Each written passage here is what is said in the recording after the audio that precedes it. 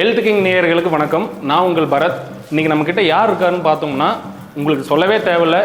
நம்மக்கிட்ட இருக்கிறது நம்ம doctor Andrew K Nagarajan sir தான்.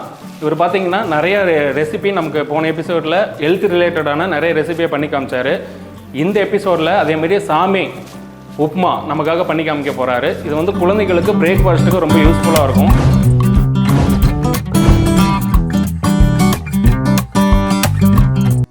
கவலையின்றி சுவாசியுங்கள். உலகின் தலை சிறந்த மருத்துவர்கள் உங்களுக்கு சிகிச்சை அளிக்கிறார்கள். நுரையீரல் அறுவை சிகிச்சையில் உலக விகிதத்தை விட அதிக வெற்றி.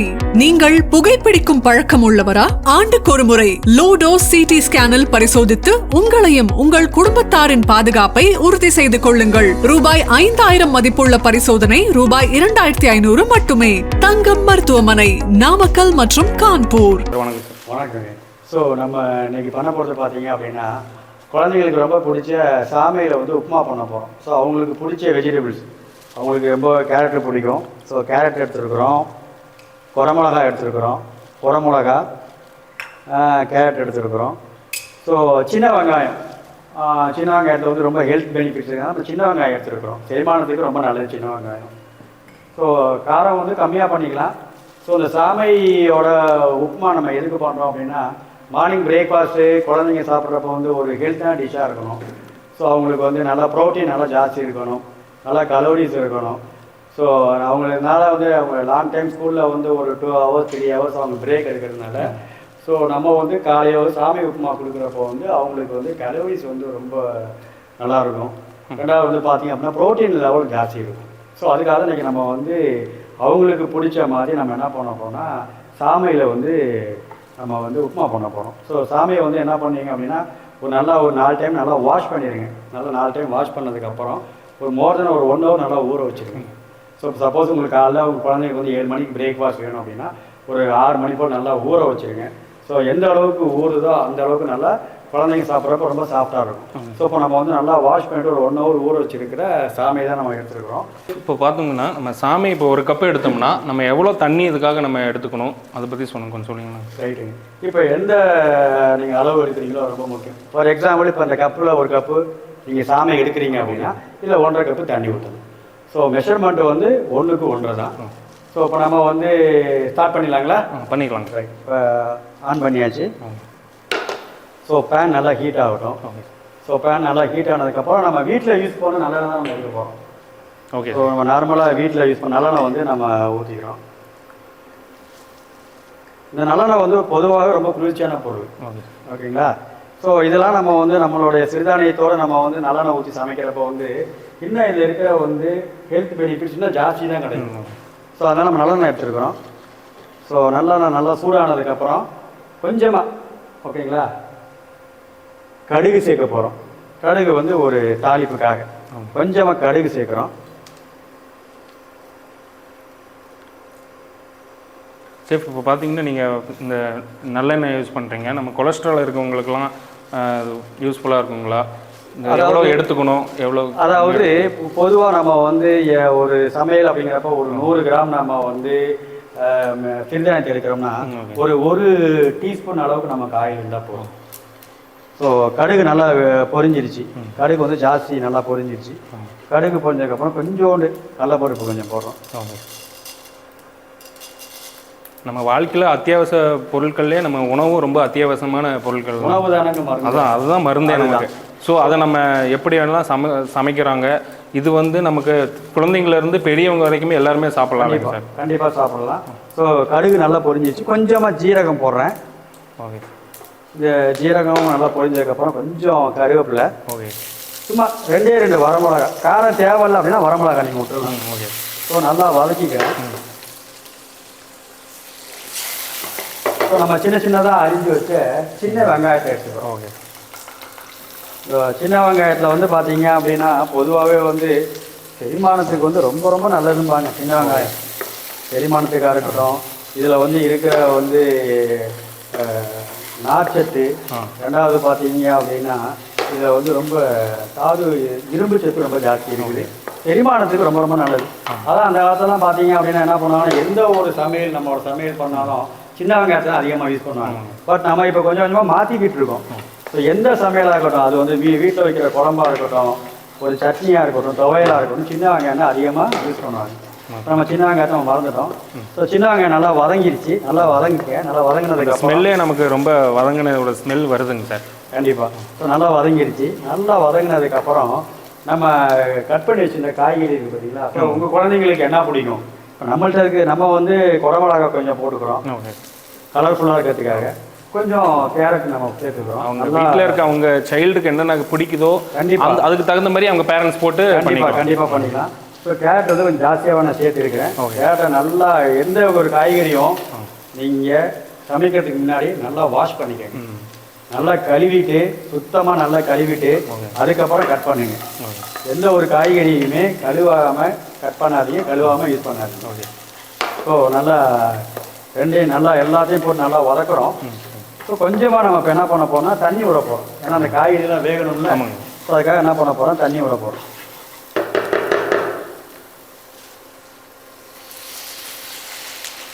ஓரளவுக்கு இந்த காய்கறி வேகிற அளவுக்கு தண்ணி இருந்தால் போதும். அதுக்கப்புறம் நம்ம வந்து அந்த சாமையை போடுறப்ப நம்ம தேவையான தண்ணி விட்டுக்கலாம். ஸோ தண்ணி இப்போ சேர்த்துட்டோம். தண்ணி சேர்த்ததில் கொஞ்சம் உப்பு நம்ம ஆட் பண்ணுறோம். ஏன்னா அந்த காய்கறியில் வந்து உப்பு இறங்கணும்ல, அதனால் கொஞ்சம் உப்பு போட்டுக்கிறோம். ஸோ கொஞ்சமாக மஞ்சத்தூள் சேர்த்துக்கிறோம். மக்களை இப்போ பார்த்தீங்கன்னா நம்ம சாமி உப்புமா ரெடி பண்ணிகிட்டு இருக்காரு செஃப். பார்த்தீங்கன்னா இது உங்களுக்கு டவுட் இருக்கலாம், இப்போ எல்லாருமே சாப்பிட்லாங்களா, சுகர் பேஷண்ட் சாப்பிட்லாமா, இல்லை நார்மலாக பீப்புள் சாப்பிட்லாமான்னு ஒரு டவுட் இருக்கலாம். அதுவும் நம்ம செஃப்கிட்டே கேட்டு தெரிஞ்சுக்கலாம். சார் இப்போ சுகர் பேஷண்ட்லாம் எப்படி இது நம்ம தாராளமாங்க. ஸோ சாமை அப்படிங்கிறது, மில்லட்ஸ் அப்படிங்கிறது பொதுவாக வந்து எல்லாமே சாப்பிட்லாம். அதெல்லாம் வந்து இந்த சுகர் பேஷண்ட் சொல்கிற மாதிரி அவங்க வந்து அதிகமாக அதை எடுத்துக்கலாம். இது அதிகமாக எடுக்கிறதுனால என்ன ஆகும் அப்படின்னா அவங்களோட சுகர் லெவல் வந்து கண்ட்ரோல் ஆகும். ஸோ சுகர் லெவல் கண்ட்ரோல் ஆகிறப்ப என்ன ஆகும்னா ஆட்டோமேட்டிக்காக அவங்க பாடியில் இருக்க எல்லா கலோரிஸாக இருக்கட்டும், புரதச்சத்தாக இருக்கட்டும், நார்ச்சத்தாக இருக்கட்டும், இரும்பு சத்தாக இருக்கட்டும், எல்லாமே பேலன்ஸ் பண்ணிடும். ஸோ அதுக்காக தான் நம்ம வந்து இந்த சாமையை நம்ம எடுத்துக்கிறோம். சாமை வந்து பொதுவாக பார்த்தீங்கன்னா குழந்தைங்களுக்கு வந்து நான் திரும்ப சொல்கிறது ரொம்ப நல்லது. இந்த மூளை வளர்ச்சி இல்லாத குழந்தைங்களுக்கு, செரிமானத்தன்மை கம்மியாக உள்ள குழந்தைங்களுக்கெல்லாம் இந்த சாமையை வந்து நீங்கள் ரெகுலராகவே கொடுக்கலாம். இப்போ காலையில் சில குழந்தைங்களாம் சாப்பிடாமல் இருப்பாங்க, இது நமக்கு அவங்கள செஞ்சு கொடுத்தாங்கன்னா விரும்பி சாப்பிடுவாங்க. கண்டிப்பாக விரும்பி சாப்பிடுவாங்க. அவங்களுக்கு பிடிச்ச காய்கறிகள் என்னவோ அதை போட்டீங்கன்னா நல்லா லைக் பண்ணி கலர்ஃபுல்லாக இருந்தால் அவங்க பார்க்க லுக்காக இருக்கும். இப்போ நிறைய ஆட்லாம் பார்த்து தான் குழந்தை சாப்பிட்றாங்க. கண்டிப்பாக அது மாதிரி நம்ம இதுலேயும் நம்ம குழந்தைங்களுக்கு பிடிச்ச மாதிரி நம்ம பண்ணி கொடுத்தோம்னா அவங்க கண்டிப்பாக சாப்பிடுவாங்க. இது ஒரு 3லேருந்து 4 நிமிஷம் நம்ம நல்லா குக் பண்ணுவோம். இந்த காய்கறி நல்லா குக் ஆகிடுச்சு அப்படின்னா நம்ம அடுத்தது என்ன பண்ணலாம்னா திரும்ப தண்ணி சேர்த்து இந்த சாமையை நம்ம அதை மிக்ஸ் பண்ணிக்கலாம். Okay sir. இப்போ நல்லா வெந்துருச்சுங்களாங்க செஃப்? ஓரளவுக்கு நல்லா வெந்துட்டு இருக்குது. இன்னும் ஒரு 3 நிமிஷத்துல எல்லாம் வெந்துடும். ஸோ வெந்ததுக்கப்புறம் நம்ம அந்த சாமையை ஆட் பண்ண போகிறோம். ஸோ பொதுவாக நீங்கள் வந்து சிறுதானியத்தை வந்து எந்த சிறுதானியங்களை எடுத்தாலும் சரி நல்லா வாஷ் பண்ணிக்கோங்க. ஸோ நல்லா எதுக்காக வாஷ் பண்ண சொல்கிறோம் அப்படின்னா இன்றைக்கி மார்க்கெட்டில் பார்த்தீங்க அப்படின்னா பாலிஷ் பண்ண சிறுதானியங்கள் இன்றைக்கி அதிகமாக வர ஆரம்பிச்சிருச்சு. நான் சொல்கிறது வந்து இந்த மாதிரி சிறுதானியத்தில். ஆமாம். ஸோ இதை நீங்கள் வந்து நல்லா வாஷ் பண்ணுறப்ப உங்களுக்கு தெரிஞ்சு போயிடும். ஒரு டைம் நீங்கள் வாஷ் பண்ணுறப்பே உங்கள் வாட்டர் வந்து ரொம்ப குழப்பாக ஒரு மாதிரி வந்தது அப்படின்னா நல்ல தானியங்கள் இருக்கும். நீங்கள் வாஷ் பண்ணுறப்பே எந்த ஒரு குழப்பும் இல்லாமல் நல்லா தண்ணி பார்த்தீங்கன்னா நல்லா ஃபில்டர் தண்ணி மாதிரி இருக்குது அப்படின்னா அது வந்து பாலிஷ் பண்ணுறது. ஏன்னா தோல் வந்து மேலே இருந்தால் தான் நம்ம கழுவ என்ன ஆகும், அந்த அழுக்கு வந்து வெளியில் வரும். இப்போ நம்ம எவ்வளோ நேரம் நம்ம வேக வைக்கணும்? நீங்கள் காய்கறியை வந்து ஒரு அதிகபட்சம் நீங்கள் ஒரு 5 நிமிஷம் நல்லா வேக வச்சிங்கன்னா போதும். ஸோ இப்போ காய்கறி வெந்துருச்சு. ஸோ நமக்கு இந்த மில்லட்ஸுக்கு தேவையான அளவு நம்ம தண்ணி அதை சேர்க்குறோம். Okay sir. நான் அதை வந்து 2 கப்பு போட்டிருக்கேன். அதனால் வந்து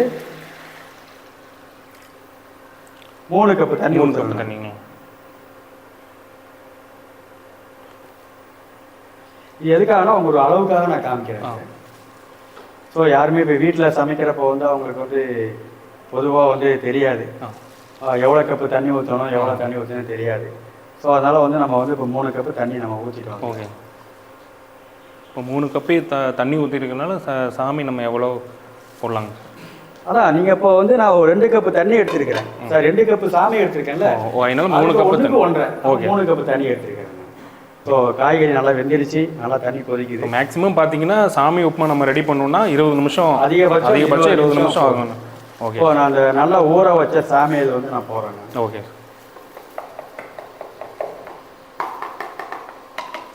ஸோ ஸோ சாமியை நல்லா ஊற வச்சுக்கோங்க. குறைஞ்சது ஒரு 2 மணி நேரமாவது நீங்கள் 1 to 2 ஹவர்ஸ் நீங்கள் ஊற வச்சிங்கன்னா தான் உங்களோட டைம் வந்து ரொம்ப சேவ் பண்ண முடியும். இல்லாட்டினா சாமி சரியாக ஊறலை அப்படின்னா வந்து தண்ணி அதிகமாக இருக்கும், நேரங்கள் ஜாஸ்தி. Okay okay. பார்க்கறதுக்கு ரொம்ப நல்ல ஒரு ரெசிபியாக இருக்குங்க சார். நம்ம ரெடி பண்ணிவிட்டு சாப்பிட்ணுன்னு ரொம்ப ஆசையாக இருக்குது பார்க்குறப்பயே. ஸோ இப்போ நம்ம என்ன பண்ணுறோம் அப்படின்னா கொஞ்சமாக கொத்தமல்லியில் நம்ம சேர்த்துக்கிறோம். எதுக்காகனா ஒரு வாசனைக்காக தான். நேர்களை கொஞ்சமாக நீங்கள் கொத்தமல்லி மட்டும் சேர்த்துக்குங்க. அதுக்கு நம்ம வாசனைக்காக கொஞ்சம் யூஸ்ஃபுல்லாக இருக்கும் எல்லாருக்கும். ஸோ இப்போ என்னோடய குழந்தைக்கு வந்து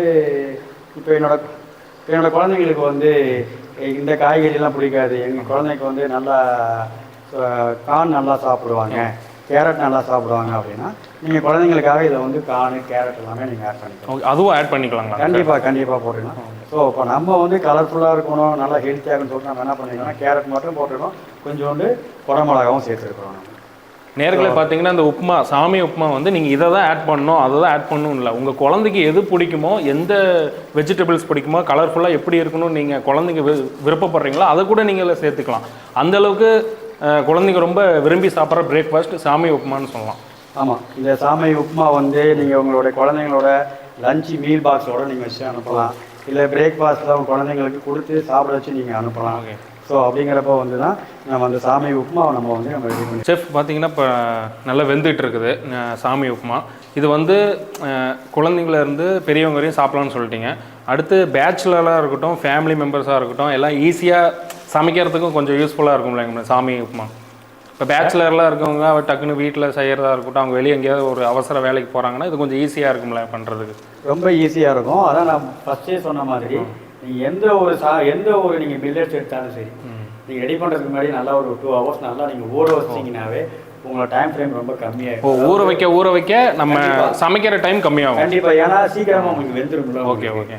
ஸோ நீங்கள் ஊற வைக்காமல் நீங்கள் உடனே ரெடி பண்ணிங்கன்னா வாட்டரோட லெவல் ரொம்ப ஜாஸ்தியாகும். ஸோ அந்த குக் பண்ணுற டைம் ரொம்ப ஜாஸ்தியாகும். அதுக்காக தான் நான் சொல்கிறது வந்து நீங்கள் ஒரு உப்புமா ரெடி பண்ண போகிறேன், இல்லை ஒரு பொங்கல் ரெடி பண்ண போகிறேன் அப்படின்னா நல்லா ஒரு 2 ஹவர்ஸ்க்கு முன்னாடியே நல்லா வாஷ் பண்ணிக்கோங்க. ஒரு 4 டைம் நல்லா வாஷ் பண்ணிவிட்டு ஒரு 2 ஹவர்ஸ் நீங்கள் நல்லா ஊற வச்சிங்கனாவே ஒரு 20 நிமிஷத்தில் நீங்கள் வந்து உப்புமாவாக இருக்கட்டும், பொங்கலாக இருக்கட்டும், கிச்சடியாக இருக்கட்டும், எதாவது ரெடி பண்ணிக்கலாம். ஸோ இப்போ நம்ம டிஷ் ரெடி ஆகிட்டு இருக்குது. ஆல்மோஸ்ட் ஒரு 80% முடிஞ்சிருச்சு நமக்கு. மற்ற வாட்டர் லெவலாம் ரொம்ப கம்மியாகிட்டு இருக்குது. பார்க்கவே ரொம்ப வெந்த ஒரு ஃபீலிங்ஸ் கொடுக்குது, கண்ணால் பார்க்கும்போதே தெரியுது நல்லா வெந்த மாதிரி இருக்குது. ஸோ இப்போ இந்த சாமை வந்து நல்லா குக் ஆகிட்டு இருக்குது. இன்னும் ஒரு 3 நிமிஷத்தில் நமக்கு அருமையான சாமை உப்புமா ரெடி ஆகிடும். குழந்தைங்களுக்கு பிடிச்ச சாமை உப்புமா ரெடி ஆகிடும்.